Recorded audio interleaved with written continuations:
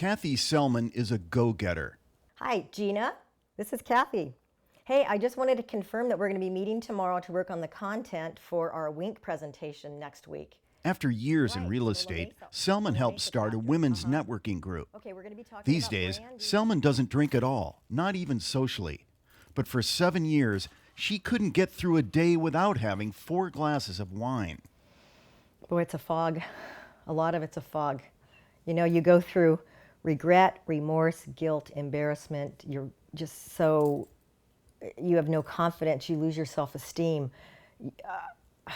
It was awful. Absolutely, it's devastating. Selman has been married for 30 years and has 2 grown sons who are both entrepreneurs. She's tried a lot of different methods to quit drinking. I had acupuncture, which was great and gave me some results. I tried natural supplements and herbs. I had very expensive counseling and therapy. But what if there were a pill that could help heavy drinkers kick the habit? Addiction researcher Barbara Mason has just published a study that suggests the drug gabapentin could fit the bill. Gabapentin is FDA approved to control seizures in people who have epilepsy. For years, doctors have also prescribed it to treat alcohol dependence. But gabapentin hasn't been tested in a large, randomized clinical trial for that purpose, until now.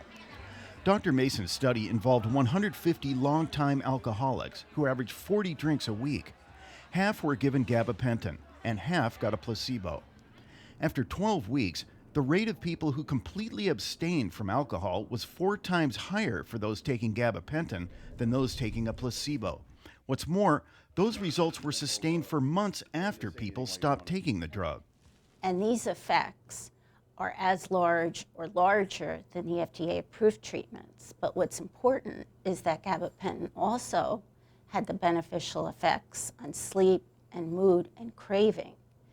And it was found to be very safe and well tolerated. Psychiatrist Krista Roybal directs the Scripps Drug and Alcohol Treatment Center. It's not affiliated with the Scripps Research Institute. People decide to get sober. It's a huge accomplishment to make that decision. They go through detox, which may or may not be difficult, and then they're expecting to feel good. But as Roybal explains, people in the early stages of recovery often suffer from sleeplessness, depression, and disabling anxiety. Those painful symptoms can make it hard for alcoholics to resist taking a drink. That's why she often prescribes gabapentin.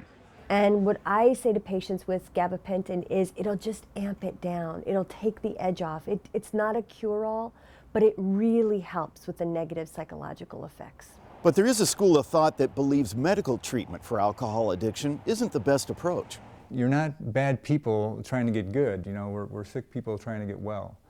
I don't know how long your history of drinking and using has been, but it takes a long time to undo it. At the Fellowship Center in Escondido, Executive Director Paul Savo leads a discussion group. For more than 50 years, this program has helped thousands of men recover from addiction to alcohol and other drugs. The Fellowship Center is based on the principle that people in recovery are best helped by others who have gone through the process themselves. This so-called social model approach is based on the principles of Alcoholics Anonymous.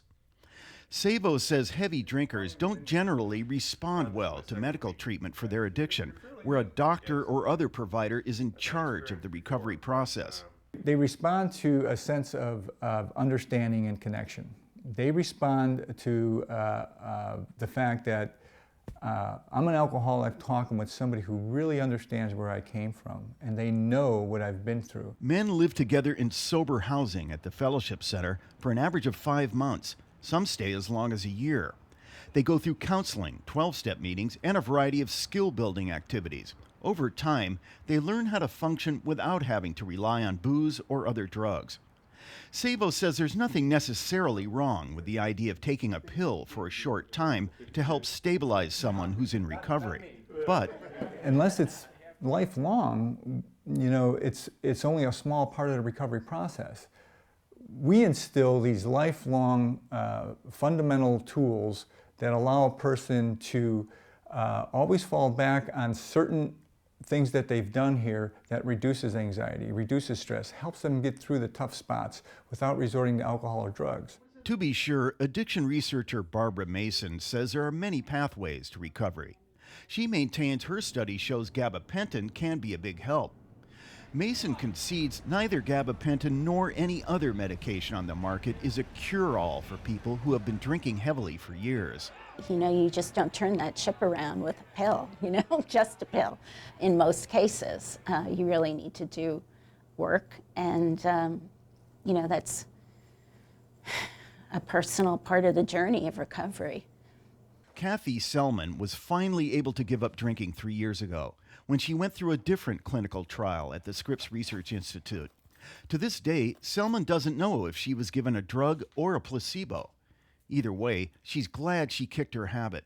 If I'd continued down that path, I don't know where I'd be today. It's a very sobering thought. Kenny Goldberg, KPBS News.